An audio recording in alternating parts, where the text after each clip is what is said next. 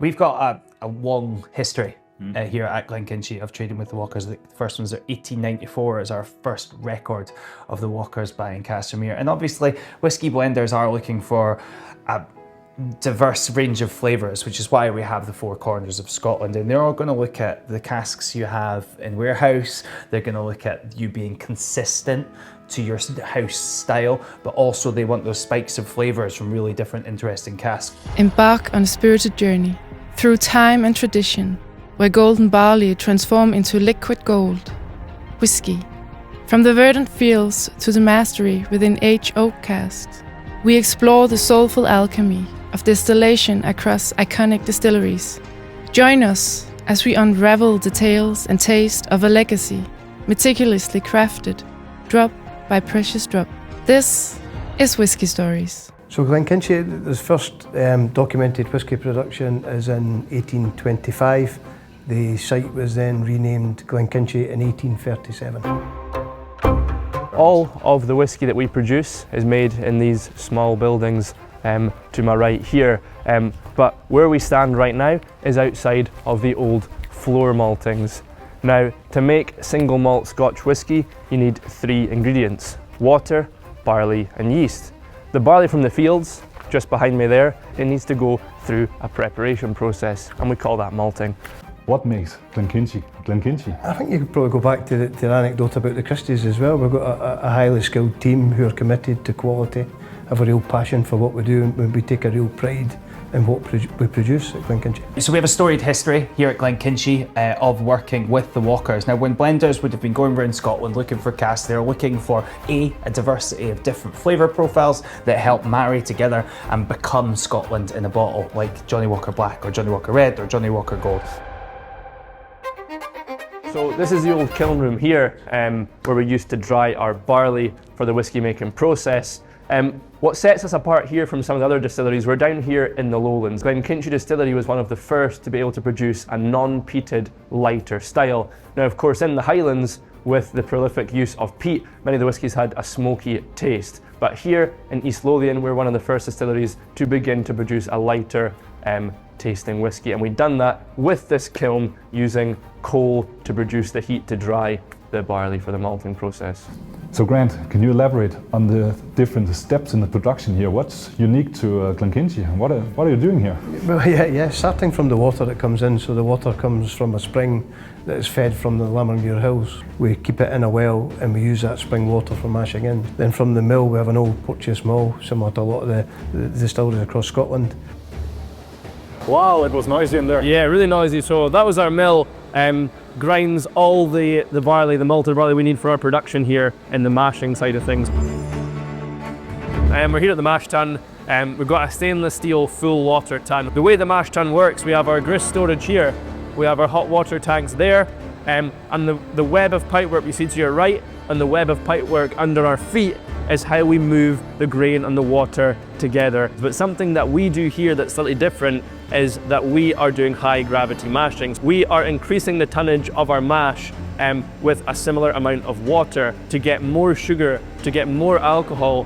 But it's not as simple as just adding more barley. We've got to find the balance, because having more sugar can cause us other production issues down the lines. We want to balance sustainability, production and flavour together. That's the challenge for us at Glenkinchie. In a single malt distillery, you get peaks of flavour, you get corners, right?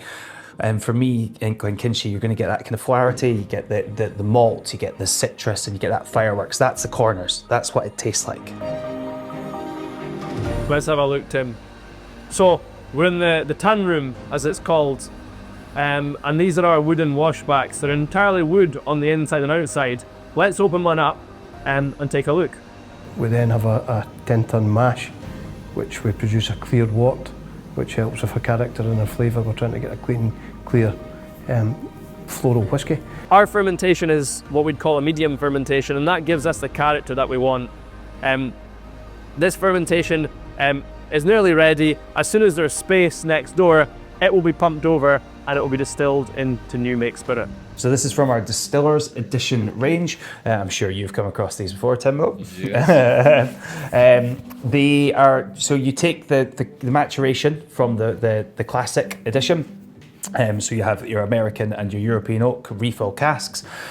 This is the perfect sherry for Glenkinchie because it doesn't overpower it, okay? Because if you pick something a little bit sweet, you're gonna lose that chew on the palate. This has still got that dryness, it's still gonna be complex and delicious, but on the nose, you've just got that extra level. Is it wood polish? Is it old books? It's that kind of more mature whiskey note. I know that here in the still house, you have some massive stills here at Glenkinchie. Can you tell me something about those? Yeah, so a wash still is the biggest still on mainland Scotland. Again, like I said, designed to mitigate or minimise copper contact. Yeah, feel the heat. Wow. These are huge. Actually, Tim, at Glenkinchie, we can claim the biggest still in mainland Scotland. Single malt whisky, the stills are really, really important for developing the character and the flavour. At Glenkinchie, What is the uniqueness of the shape here at Glenkinchie? We have what's called a lantern shape. So the shape itself contributes to the flavour, but what's most important, in fact, is that we have a traditional worm tub. So you see our still there, we have the neck, we have the line arm, which is the tube that goes out of the building there. Now that tube plunges into a bath of cold water, and from there it goes through a 30-metre copper pipe where the spirit is rapidly condensed from a vapour back to a liquid, and this rapid condensation contributes to our character at Glenkinchie. Now, of course, the seasons are going to affect our condensation. In the summer, the water will of course be warmer, and in the winter it'll be colder. So there will be a small but noticeable change in our spirit through the summer to the winter, and that's something that we as distillers have to account for. We have to ensure that we try and keep that consistency as best we can despite the weather.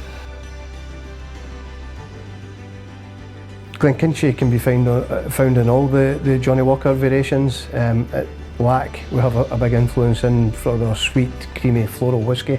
That's something to look for to draw out of the blend of Johnnie Walker is the sweetness from Glenkinchie. Last step of the journey. Yeah, so this is something that's particularly special. It's something that you can only get here. An exclusive. An exclusive at Glenkinchie Distillery. If you are lucky enough to come down and visit, this is something that you can do. This is filled from a barrel by yourself. You can fill out your own label, write your name in the little book. But the main reason I bring this up is because this is a red wine cask. Red wine casks. Red wine cask. So it's really, really, really interesting. I mean, this is going to show that kind of range of flavour that you can get from Glenkinchie, okay? Because this is so different from the other two. Instantly on the nose, where before you would have had bucket loads of that citrus fruit, which is the note I keep going back to, that citrus is morphed into red fruit, okay?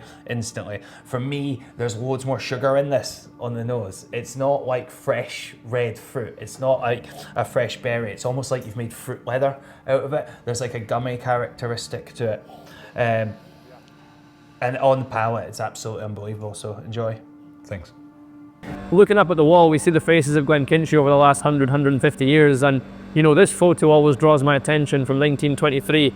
Look at the amount of staff that we had working here in this time period. In fact, today, it only requires 2 operators to run our site to have the mashing and the stills running. And in fact, in the afternoon, it's just 1 operator that runs the whole distillery. So the contrast from 1923 to today is massive, of course. So if you're new to whiskey or new to Glenkinchie, learned about it and think, I want to taste it, where should I start? I would definitely try the 12-year-old first. It's light, it's floral, it's creamy, and I would also recommend the Distiller's Edition bottling, which is finished in a sherry cask, which gives an added layer of sweetness. Your personal favourite? I enjoy the 12-year-old the most. I find it does exactly what it says on the tasting notes. I get the lemon cheesecake, I get the cream, I find it floral, and I also find it light. So Grant, where do you see Glenkinchie in the next 10 years? Well, 10 years, it'll be a fraction of where we've been. We've been here for almost 200 years, so 10 years will pass very quickly. In 10 years' time is a great question for me personally, because in 10 years, the whisky that we're making in my time here will be available for bottling, so I'll really look forward to sampling that, sharing it with my friends and family at that point. That'll be a great achievement and something to really look forward to. I mean, the whisky world's always been great at innovating. We're innovating while maintaining our integrity and our quality, and that's something that we always do. It sometimes means it can be a little bit slower, but it always means you know that if you are drinking this, that this is the best quality of Glenkinchie or the best quality of Johnnie Walker, much with our brand values. In the future, I'd love to see more people coming here, super close to Edinburgh.